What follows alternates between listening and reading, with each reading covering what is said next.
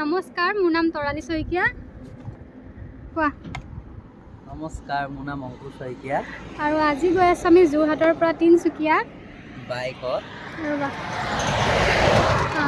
বাইকত গৈ আছোঁ আৰু আমি এতিয়া পাইছোঁহি খাওৰা। আৰু আজি আমি মাহঁতক নোকোৱাকৈ আহিছোঁ ছাৰপ্ৰাইজ দিবৰ কাৰণে। আৰু মাহঁতে গম নাপায়, আৰু গম পাই কেনেকুৱা ৰিয়েকশ্যন কৰে আপোনালোকক দেখাম বাৰু। ভিডিঅ'টো শেষলৈকে চাই থাকিব। আৰু আৰম্ভণিতে কৰি লৈছোঁ সেৱা, কাৰণ ঢেকীয়াখোৱা বৰনামঘৰৰ গেটখন একদম ৰাস্তাৰ কাষতে, আৰু সেৱা নকৰাকৈ যাবলৈ মন নাযায় নহয়, সেইকাৰণে প্ৰথমে কৰি ল'লোঁ সেৱা। আৰু এয়া আমি পাইছোঁহি জাজিৰ পৰা অকণমান গৈয়ে এয়া হৈছে নামদাঙৰ শিলৰ সাঁকো। এইখনেই হৈছে নামদাঙৰ শিলৰ সাঁকো। বহুতে হয়তো দেখিছে আৰু বহুতে হয়তো দেখা নাই, সেইকাৰণে দেখাই দিলোঁ আপোনালোককো।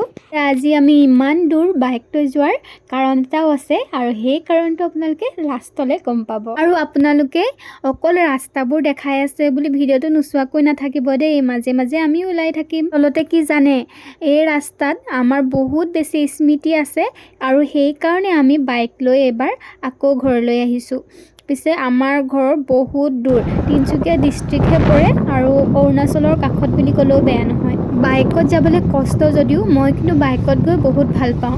আচলতে কি জানে, বাইকতে মই পলাই আহিছিলোঁ, আৰু এই ৰাস্তাটো সেইকাৰণে মই কৈছোঁ যে বহুত বেছি স্মৃতি জড়িত হৈ আছে। আৰু আমি আহি এয়া চিনি পাইছেনে আপোনালোকে? ভিডিঅ'তহে দেখি আছিলোঁ, আজি একদম বৰ্তমান দেখিলোঁ, একদম বাইপাছৰ কাষতে আছে। এয়াই হ'ল উইন্স অফ হাজৰিকা। আৰু আমি 3খন ডিষ্ট্ৰিক্ট পাৰ হৈ যাম, আৰু লগতে কেইবাখনো নৈও পাৰ হৈ যাওঁ। আৰু গোটেইকেইখন নৈৰ নাম আচলতে মই নাজানো, আৰু এইখন হৈছে দিচাং নৈ। এইখন মই চাই গৈছিলোঁ। আচলতে বাইকত যোৱাৰ মজাটোও বেলেগ জানেনে? বাইকত প্ৰত্যেকটো জেগাতে ৰখি যাব পাৰোঁ, য'তে মন যায় ত'তে ৰখোঁ, আৰু চবফালে চায়ো যাব পাৰি। ভাল লাগে আচলতে, মই বাইকত গৈ সেইকাৰণে বহুত ভাল পাওঁ। 3 বছৰ আগত এবাৰ বাইক লৈ গৈছিলোঁ, আৰু এইবাৰ সতি 2 নম্বৰ বাৰ বাইক লৈ ঘৰলৈ গৈ আছোঁ। এতিয়া পিছে ৰাস্তাবোৰ ইমান ভাল নাছিলে, এতিয়া বহুত ভাল কৰিছে। আৰু আমি গৈ শিৱসাগৰৰ প্ৰগতি চাৰিআলিত অকণমান সময় ৰখিলোঁগৈ, কাৰণ একো খাই যোৱা নাছিলোঁ যে, ভাবিলোঁ অকণমান চাহ খাই লওঁ।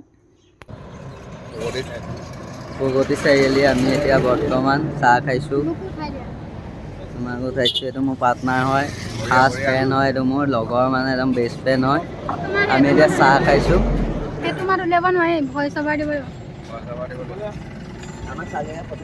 এইফালে ধূলিয়ে মোৰ কলা পেণ্ট একদম বগা কৰি দিলে। চাওকচোন, কলা পিন্ধি আহিলে সেইটোৱে বেয়া।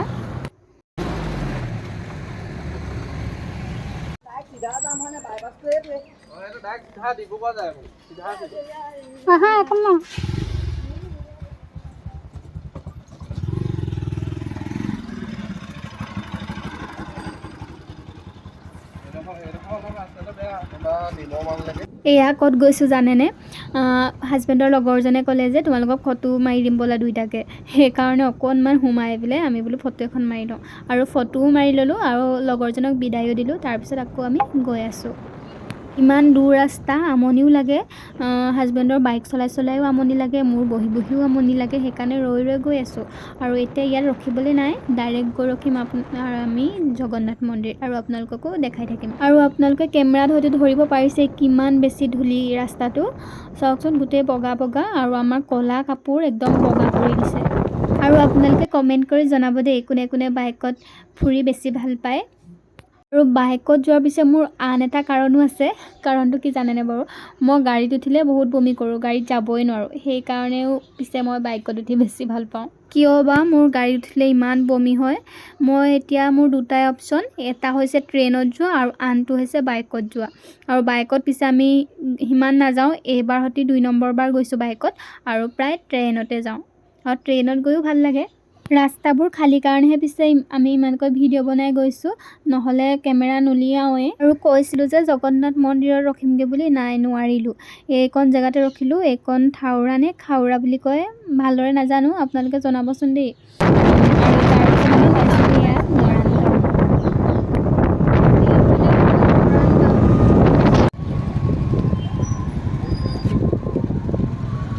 কি হয়?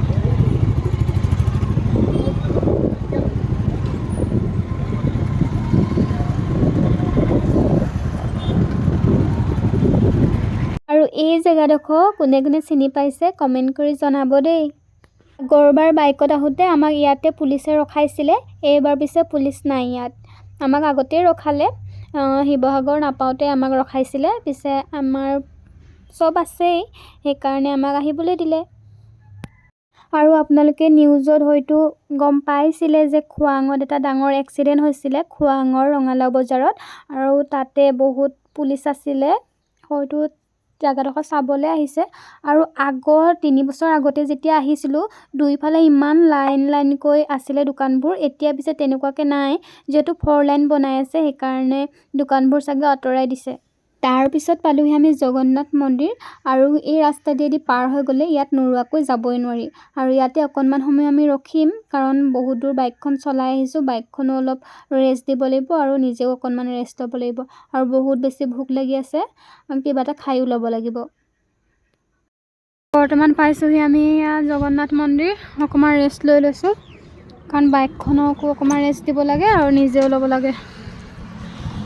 কঁকাল বিষাই গ'লগৈ দেই।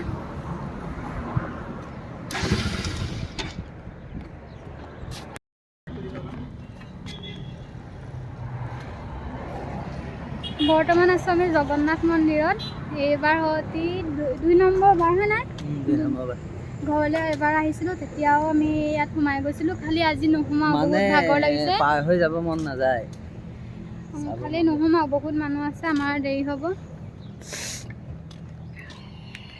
আপোনালোকক বাহিৰৰ পৰাই অকণমান দেখাই দিছোঁ জেগাটো, সেনেকুৱা।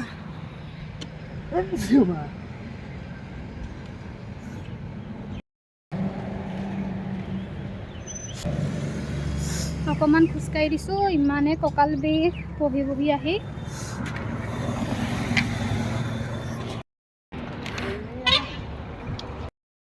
বহুত বেছি ভোক লাগিছে, সেইকাৰণে ভাবিছোঁ ইয়াতে ভাত খাওঁ, সুধিবলৈ যাওঁচোন ভাত পায় নে নাপায়।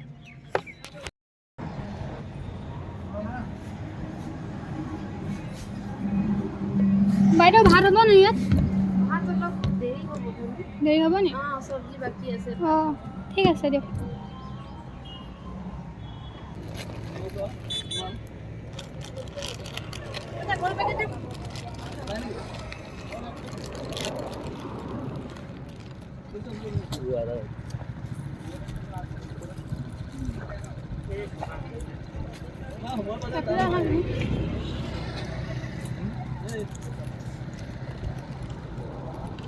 গাড়ীটো আমি কেলা ভাগৰ লাগিলে ট্ৰেইনত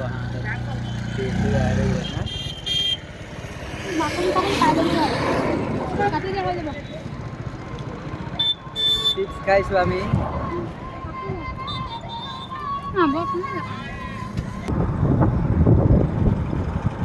আৰু এয়া পালোহি ডিব্ৰুগড় বাইপাছ, আৰু ডিব্ৰুগড় পাইছোঁ যেতিয়া অকণমান শান্তি লাগিছে যে ঘৰ পামগৈ। আৰু বহুত বেছি ভোক লাগি আছে। জগন্নাথ মন্দিৰৰ ওচৰত যিহেতু ভাত নাপালোঁ, আৰু এতিয়া ছাইডত চাই গৈ আছোঁ ক'ৰবাত ভাত পাওঁ নেকি। লাষ্টত এইডোখৰ হৈছে বকুল, আৰু বকুলতে এখন হোটেল পালোঁ, তাতে সোমালোঁ, আৰু ভাতো আছে বুলি ক'লে, আৰু ভাত খাই লওঁ। আৰু ভাতখিনি যে ইমান বেছি সোৱাদৰ আছিলে, বহুত তৃপ্তিৰে খালোঁ।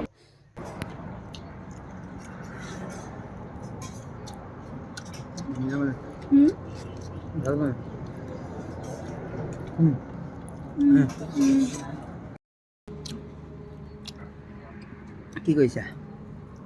খাইছা? আৰু ইমানেই ভোকত আছিলোঁ যে গোটেই থালি শেষ কৰি খালোঁ। আৰু এইডোখৰ জেগাতে আমাৰ এটা ডাঙৰ ঘটনা হৈছিলে, আৰু যিডোখৰত হৈছিলে মই ভিডিঅ' কৰিবলৈ থাকি গ'ল, আৰু এইডোখৰ মানে তাৰ আগত, সেই জেগাডোখৰ পোৱাৰ আগত এইডোখৰ জেগা। চাৰিওফালে বাগান দেখি পেলাই বহুত মানুহে তাৰ পৰা সুবিধা ল'ব বিচাৰে, অকলশৰীয়া মানুহক ৰখাবলৈ বিচাৰে। আৰু লাষ্টত আমি ইয়াত মোৰ নিজৰ ঠাই, ডুমডুমাৰ পৰা ফিল'বাৰী যোৱাৰ ৰাস্তা, বহুতে হয়তো চিনি পাইছেই, পাই গ'লোহি, এতিয়াহে যেন শান্তি হৈছে। আমি এতিয়া পাইছোঁহি বৰডুবি, মাহঁতক কোৱাই নাই আমি আহিছোঁ বুলি, ভাবিলোঁ ছাৰপ্ৰাইজ দি দিওঁ। আৰু মাহঁতি কেনেকুৱা কি কয়, গালিয়ে দিব চাগে, আপোনালোককো দেখাম বোলো। আৰু এয়া হ'ল মোৰ গাঁৱৰ ৰাস্তাটোত ইমানেই ধূলি, সেইকাৰণে পূৰা কেমেৰাটো লৰিছে, তেনেকৈ চাই ল'ব। আৰু এইখনেই হ'ল মোৰ গাঁও। আৰু ফাইনেলি মোৰ ঘৰ পালোহি আৰু মাহঁতি কোনেও গমেই নাপায়, এতিয়াহে গম পাব। আৰু আপোনালোকেও চাওক মাহঁতৰ ৰিয়েকশ্যন।